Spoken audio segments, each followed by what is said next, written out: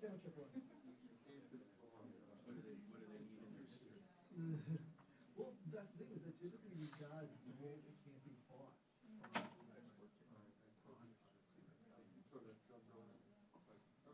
They just want to, well, they want to sign half of them.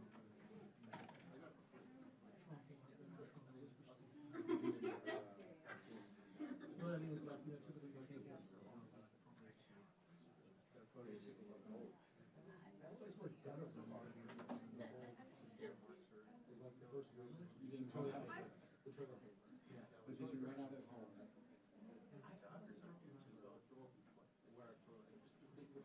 But we were concerned that the store across the street, it's not like,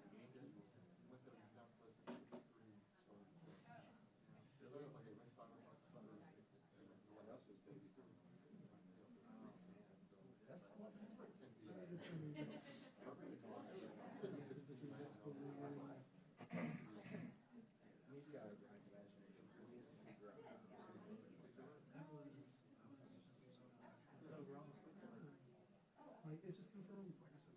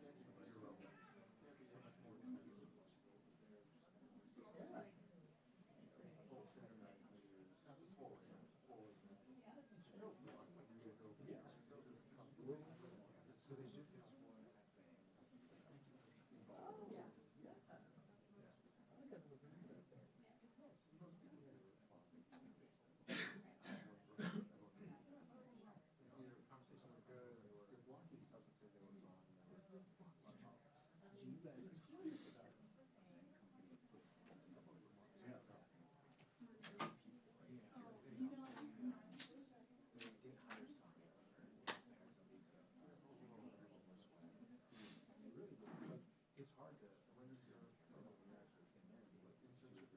Yeah, it's cool. And last year, it felt like.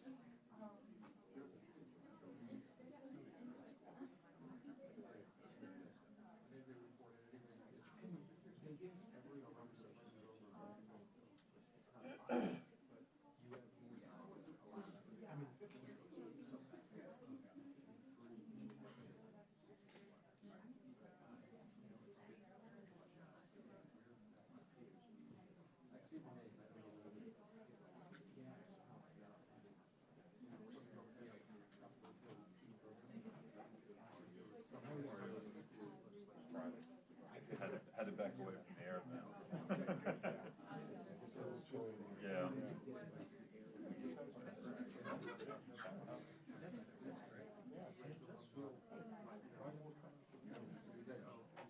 Well, on the opposite side. Yeah. So like you're frankly, like certain. Yeah, it's a different work.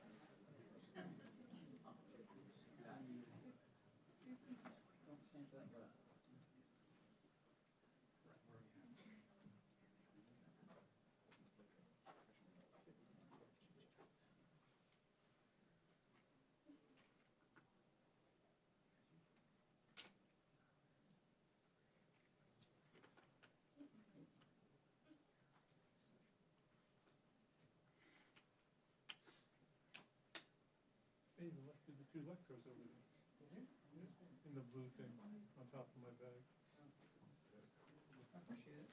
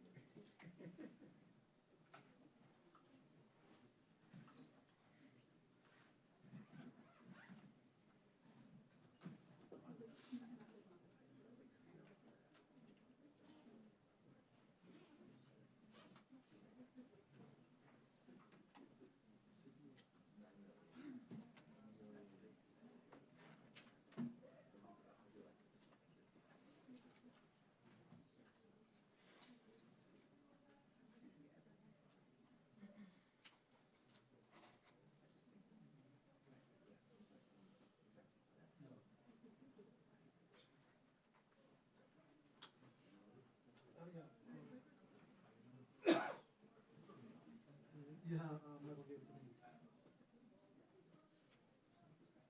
Have you seen it yet? No, I was like 270 millimeter print. I wanted to go.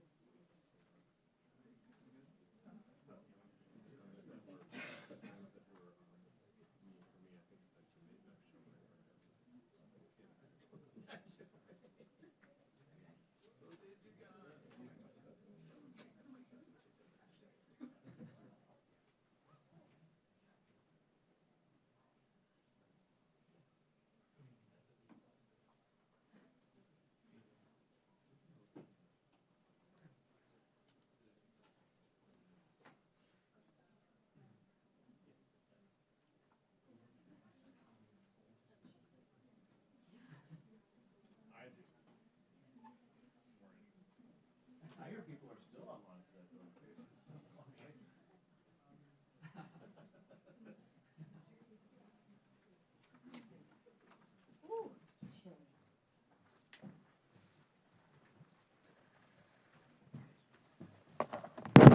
One of these days. I know. That's bad, see? That's good. That's good. Well, good morning, everyone. Hope you're all having a good week. Before we get out of here, before our work period, we got a lot of work to do. But what I find very interesting is how the radical left feels they need to hide what their policies are. They soften the language. They invent nicer labels. They call themselves democratic socialists, almost as though they're ashamed to tell the American people what they actually believe. I mean, they should say it loud. They should say it proud. So let's call it what it is. It's communism. And I'm glad y'all are reporting on it. That is exactly what we need, because that is exactly who the left is. They don't need little nicknames like the Democratic Socialists of America and these acronyms. Just tell the American people what you believe in. Communism. And of course, communism arrives wearing a face it never arrives wearing a face of who it really is, right? At first, it sounds compassionate. It promises fairness, security, a government powerful enough to solve every single problem and provide for every need. Then, little by little, the promises kind of go away. And what happens? Those promises go away and it gives government more control. A shopkeeper is told that his business no longer belongs to him. A farmer is ordered to surrender the land that his family has farmed for decades. A father actually stops talking freely at his own dinner table because he's afraid of what his children might say in school the next day. And eventually, slowly, the country that promised everyone everything can no longer provide the basic needs. And just look at the images behind me. These people are not waiting in line for a luxury item. They're standing in the bread line in the Soviet Union. Men and women bundled against the cold, parents waiting for hours, a line stretching down the street towards a store whose shelves may be eventually empty when they actually get there. Think about that for a second and just look at those images. Images reaching, imagine for 1 second, reaching the front of that line, finding nothing, and returning home empty-handed to your family because you've now become dependent on the government, right? The radical left wants you to believe that communism has never really been tried. Well, it has. It's been tried again and again and again. And you know what? It's failed every single time. Communism tries to make you dependent on the government. And let me share with you one adage that I teach my children. I don't want my children to be dependent. I don't want my children to be dependent on anybody. I don't want my children to be dependent on their spouse. I don't want my children to be dependent on me. And I sure don't want my children to be dependent on the government. And that's what communism does. It makes you dependent. And think about it, not because the wrong people are in charge, not because communism just needed just a little more time. It failed because communism itself doesn't work. It wants you to be dependent. It takes ownership away from the people who produce and puts government officials in charge of deciding what will be made, how it will be made, and who will make it. You have no freedoms. You have no choice. You are now dependent solely on the government. And the government will tell you what to do, when to do it, and how to do it. And scarcity is not some accidental side effect of the system. Scarcity is actually the result. The Soviet Union promised equality, then delivered breadlines. It promised security, then built a society of surveillance and fear. It promised liberation, then trapped millions of people behind an iron curtain. That's where that road to communism leads. Yet the radical left is selling the same lie in America today. They've polished their branding, right? They've prettied it up. They've packaged it for social media and marketed it to young Americans and college campuses all over the world. They've packaged it as compassion, and they've made promises that they can't keep. But a friendlier name does not change the ideology, and it certainly does not change the end game. This is no longer confined to the margins. Communism has taken root in our universities, our largest cities, and it has taken root in the Democratic Party. Every attack on private property, every demand for greater government control, and every lesson teaching young Americans to despise capitalism drives those roots deeper. That's why every single Democrat voted to raise your taxes. They want to take your hard-earned money away from you and make sure that that hard-earned money goes to help somebody else. Because somebody has to pay for everything that's free. Because last I checked, the farmers don't farm for free, the teachers don't teach for free, and grocery stores don't give away free food. Somebody actually has to pay for that. Just ask them who's paying. I'm going to tell you it's the producers. Americans will never become a communist country. We can never let that happen. And who's standing in the way? House Republicans are ready to stand in the way. We will expose communism's record. It's not an abstract political debate, but a warning written across the faces of the people in this photograph. We need to remember history because we do not want to repeat it. People who were promised everything by their government left waiting in the cold, waiting for a loaf of bread. America must never become that country. But stopping communists requires more than trimming back its most radical proposals. We have to dig it out at its roots, and that's what we as Republicans will continue to do. Just look at the Democratic Party. They are divided right now. We are united. We believe in freedom. We believe in traditional American values. We believe in capitalism, and we believe in people. We believe people should, and will continue to control their own destiny, not the government. And we will dig it out by our roots. And the person who I want to introduce you to next is Nicole Malliotakis, who has quite an interesting story about communism. Thank you. Good morning, everyone. Thank you for joining us today. I represent New York's 11th District. I'm the daughter of a Cuban refugee. My mother fled communist Cuba when Fidel Castro came in 1959. So I'm very familiar with what communism does. My mother fled the country, leaving her father behind. She came with her mother here.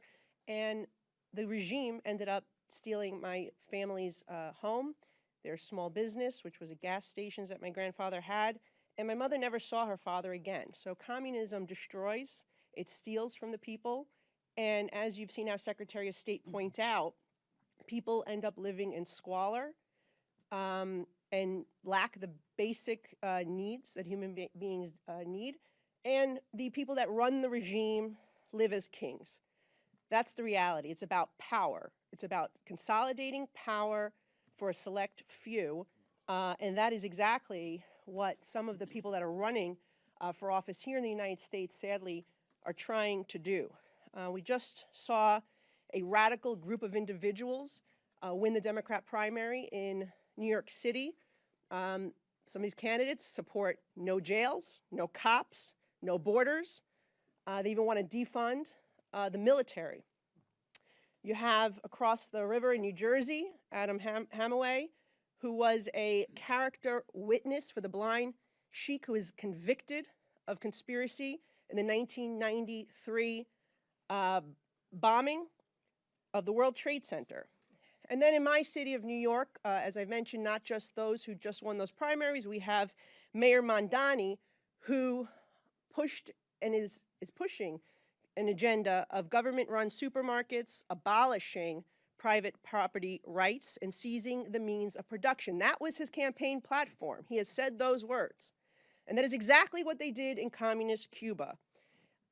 Socialism, communism, I mean, in my view, and I think in reality, socialism is just communism light. It is a step, as my mother says, it is a step to full communism. If socialism succeeds, then you get communism. And what happens in that process? The government is stealing wealth from people, stealing property from people, and they are using that money to offer things, to redistribute things in a quest to consolidate that power. And as you see with some of the socialist policies that we've seen implemented in New York, costs rise. right? This is not, the mayor running on affordability is ludicrous when you think about what socialism actually does, because they steal your money and they spend it, and it leads to inflation, and we know what happened in Venezuela. Packing the Supreme Court. How many times have we heard the Democrats here talk about packing the Supreme Court? Well, that's exactly what they did in Venezuela in 2004. They packed the Supreme Court from 20 to 32 justices, and then 40,000 cases were decided in the favor of Chavez and Maduro. Think about that. So I don't care what they call themselves, but when you're taking pages out of the playbook of Karl Marx, pushing for abolishing private property rights and seizing the means of production, or Hugo Chavez in packing the Supreme Court, that's what you're going to get. So they can call themselves Democrat socialists, but the reality is that the Communist Caucus, the Commie Caucus, is coming to Congress. And it's going to be a rude awakening if we don't all pay attention. And that includes the press. Think about what's happened in those countries where they've had socialism and communism. The press is the first one to go. When they finally consolidate that power, the media is the first one to go, and it is a state-run media. So it's incumbent upon all of us to get the truth out there about the threats that we are facing as a country with these radical people that want to bring this horrific ideology here. Very powerful words by Nicole. Look, the Bolshevik takeover of the Democrat Party is in full swing. And communism is on the ballot this November against freedom. Make no mistake about that. The lines have never been more clear in an election. Just look right now at the fight between Hakeem Jeffries and Bernie Sanders. They're in public war with each other right now, and Bernie Sanders is winning. Bernie's candidates are beating Hakeem's candidates in Democrat primaries. Now, in far-left Democrat districts, those communist candidates are going to likely be elected. But in swing districts, it draws an incredibly sharp contrast between our incumbent Republicans who are working to make life more affordable for working families against these communists who want to literally defund the police. Some are running on platforms, as Lisa Nicole said, of defunding prisons, defunding the Department of War, taking away private property rights. This isn't a joke. This is something they actually believe in.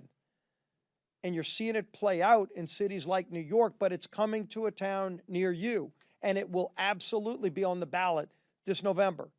Because the American people do not want America to become a communist nation. But that means Americans have to participate this November to stop it from happening. And we're going to see more votes on the House floor. What do they want to do? They want chaos. They want power is ultimately what they want. They can't articulate a real clear agenda for the American people because they've been fighting us on all the things that would actually work to lower costs, keeping taxes low, keeping regulations low, getting government off the backs of working families, producing more energy in America, which lowers costs. Every Democrat voted against that bill. So their votes have been very clear on what they want to do. But look at some of their other votes. Last week, we had a vote on the House floor that was brought forward not by leadership, but a vote that would have defunded America's support of Israel. And the Democrats were literally divided right down the middle. A majority of Democrats voted to defund Israel. All but one Republican voted to support Israel. But if you look at the vote, even their own leadership was split right down the middle. Half of their leadership voted to defund Israel, and half of their leadership didn't. They're a divided party right now, again, where the communist wing of the party is starting to win out on all of these votes. Look at some of these votes. Again, a majority of Democrats voted to block military aid to Israel. A majority of Democrats voted no on denouncing the anti-Semitic terrorist attacks in Boulder, Colorado. A majority of them voted against denouncing those attacks. A majority of Democrats voted no on expressing support for law enforcement. A majority. That is who the Democrat Party is today. That's what communism is. They can call themselves whatever they want. Look at their votes. Look at their platform. Look at their actions. And then we're going to bring more bills. Again, we're going to bill this week to just fund government. Continuing resolution that Chairman Cole is bringing forward today to say, look, we don't want a government shutdown. We don't want the chaos that comes with it. Republicans are united, by the way, behind that. And what is Hakeem saying? He's voting to shut the government down today. Let's watch how all Democrats vote. But the American people are going to be watching that too, because they remember the long lines just a few months ago at every airport. Democrats will be voting today to have 4-hour lines at every airport when you're going and taking your summer vacation this month for a hardworking family. Democrats will be voting today to take away paychecks from our men and women in uniform. That's what they'll be voting on today. Tomorrow, we're bringing up a bill to ban stock trading by members of Congress, something people have been calling for years. We're bringing that bill to the floor. Chairman Stiles' committee worked really hard to get a bill brought forward. Now Democrats are talking about voting against that. Bringing the NDAA. Let's see how that vote goes to just provide the basic layout for how our national defense should be prioritized. These are basic functions of government, basic responsibilities of reforming government. Bringing the Save America Act. Again, what is the Save America Act? Show and picture ID to vote. Not a complicated subject. Again, anybody that gets on an airplane has to show a picture ID to vote. Nowadays, if you want to go to Olive Garden and get unlimited pasta, you got to show a picture ID. This isn't complicated stuff, yet every Democrat is against these basic things. Why? The only reason you can be against that is if you want voter fraud. It's the only explanation, and they know that. American people get it. We've all seen polling. It crosses every spectrum. Black, white, Republican, Democrat. Everybody says, of course, ensure the integrity of the vote. One person, one vote. So that, and by the way, in states, and you saw this yesterday in Rules Committee, Chairman Stiles did a really good job of explaining it. In the states where they put stronger voter integrity in place, you actually have higher voter participation because voters actually trust the process better. And so we're going to have these votes this week. Before we leave for everybody to go back to their districts and work, we're going to have a lot to talk about during this break because we're going to be talking about the contrast on the ballot this November between communism and freedom. And the American people will absolutely choose freedom and keep this Republican House majority and keep our Speaker, Mike Johnson.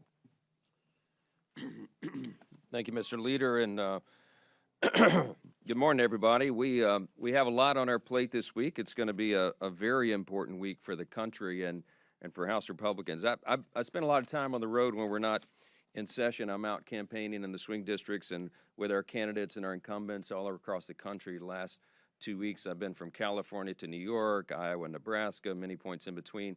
And everywhere we go, the American people are seeing and understanding, and they're articulated in their own way, the stark contrast between the two sides. As we say all the time, this is not your father's Democratic Party. The chasm between the two sides and their visions for America and what we believe, our principles, our priorities, our platforms, has never been more divergent than it is right now. As I've said here many times, and I say across the country, you know, a few decades ago, Republicans and Democrats in Congress are arguing over marginal tax rates and shades of regulation. Now we are quite literally in a contest to determine whether we're going to maintain our status as the world's great superpower, the greatest nation in the history of the world, as a constitutional republic, or we're going to tear that down to the foundation like the communist Democrats want to do and go down this dark road of Marxism. Not on our watch. We're not going to do that. And I am very confident. In fact, I'm very enthusiastic about the upcoming midterm election because I believe that people are beginning to see this, and it is going to motivate voter turnout for true Americans who love their country and want to keep it.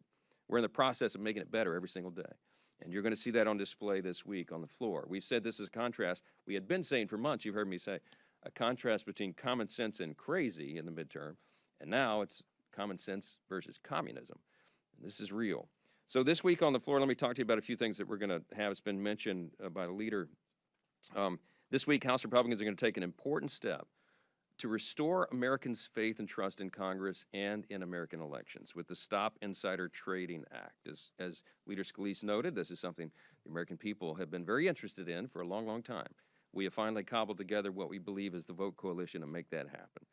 I want to commend the good work of the House Administration Committee and Chairman Brian Stile for their quarterbacking of this collaborative effort, and they've drafted a bill that I think is really, really well done. Too often, Americans struggling to make ends meet have watched as lawmakers have entered office to leave as multimillionaires. There's a handful of glaring examples. A couple of those people are still serving, notably on the Democrat side. The Stop Insider Trading Act does exactly what it says. It bans members of Congress from purchasing individual stocks from publicly traded companies, and it helps prevent public officials from profiting from inside information. It's a very logical thing to do. The bill also includes a very common sense and popular provision to ensure that voters must show a valid ID when they go to the polls to vote. Virtually all Republicans support that common sense measure, and over 70% of Democrats do, as acknowledged most recently by Chuck Schumer himself. And yet, watch, I bet you not a single Democrat in the House or Senate will support these measures. Democrats only talk about corruption. Republicans are actually delivering real solutions to actually restore the public's faith in our institutions, because we believe in this country. We believe in our matchless Constitution that is the envy of everybody around the world. And we believe on the 250th anniversary now is a very important time to stand on that. Later today, House Republicans are going to move closer to responsibly funding the government as well. We're going to pass a totally clean, very simple continuing resolution that will fund the government through November. The CR is as clean as they come. There are no poison pills, there's no hidden maneuvers, there's nothing other than a simple extension of current funding levels. Now, this is going to be one to watch.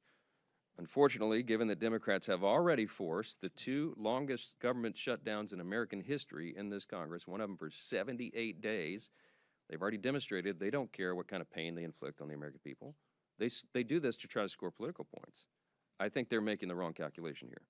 Republicans are under no illusions about Democrats' intentions ahead of a very consequential midterm election. Today's Democrat Party, I think they have a very false impression. They think that they can score political points by trying to inflict pain. It's not going to work. They've shown there's nothing they love more than a government shutdown, as tens of millions of Americans head to the polls in November. But this clean CR is an opportunity for both sides. So they have an opportunity to demonstrate they're committed to responsibly funding the government through November. And again, I bet you they don't help us on it. If the Democrats can't support this basic principle, then they alone are going to own the chaos that ensues if the government shuts down after September 30th.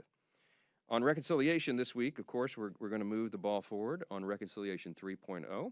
We pass our budget resolution. That's what we'll do, send it to the Senate. As a reminder, this legislative vehicle is our best shot at accomplishing two key objectives of the people of this country. These are very popular and important and necessary objectives. Number one, secure American elections by passing the Save America Act into law, as much of that as possible. That's the objective. Number two, protect and strengthen our homeland. How do we do that? We'll be providing supplemental funding in line with the administration's request to support our national defense and our farmers. Why is this necessary? Because Democrats have yet again refused to work with Republicans on basic election integrity and strengthening our nation's defense. As always, Republicans support our troops, our farmers, and election integrity, and we will demonstrate that again this week. Another big thing on the floor, as you know, is the NDAA, National Defense. Now, there was a time, all you remember, not too long ago, that funding for our national defense was a bipartisan exercise, because at the end of the day, everybody put the weapons down, metaphorical weapons, political weapons, and said, gee, you know, both parties have to acknowledge the necessity of maintaining our defense and supporting our troops. And surely that's the last thing we can agree upon, everybody would say. For 65 consecutive years, Congress has done exactly that, enacted the National Defense Authorization Act without fail. I am sad to tell you that is no longer the case, because the Communist Caucus, the Democrats now, have decided that they're not into that anymore. Republicans will once again be the only adults in the room as we vote to authorize this critically important funding, just as we have done under previous Democrat administrations for more than a century. Why? Because Republicans understand the priorities of the country, and even when we don't get our greatest preferences, we're still willing to do the right thing and support those who put on the uniform. But Democrats aren't there anymore. One final point, this week will prove beyond dispute Democrats' reflexive obstruction. That's what they do now. It's obstruction for the sake of obstruction. It is driven by Trump derangement syndrome and other maladies that they have. It's shocking to say, but today's Democrats would rather endanger our national security. They'd rather threaten the livelihoods of hardworking Americans. They'd rather punish their own constituents than work with Republicans to advance any meaningful policy under this administration. But here's the good news. Republicans refuse to allow the Democrats to railroad the legislative process with their relentless and childish obstruction tactics. No matter how hard they dig in their heels, we're going to work 10 times harder. We're going to deliver for the American people. We're going to make our country safer and more affordable for millions of working families. We've demonstrated that over and over. We'll continue to do it this week and in the days ahead. And that is why we're going to win decisively in the midterms. This is not a game. We're not going to turn this country into a communist experiment. We're going to maintain the greatest country in the history of the world. Take a few questions. Mr. Speaker, Go ahead. thank you, Mr. Speaker. Eric Garcia, Independent. These past 2 weeks, Democrats ditched Graham Platinum from their ballot after sexual assault allegations. 2 members of your conference, Max Miller and Ford Mills, faced domestic violence allegations. Why would you Republicans keep them in the conference, whereas Democrats are dropping somebody critically accused of sexual harassment? Well, the key word there is allegation. We have a process here.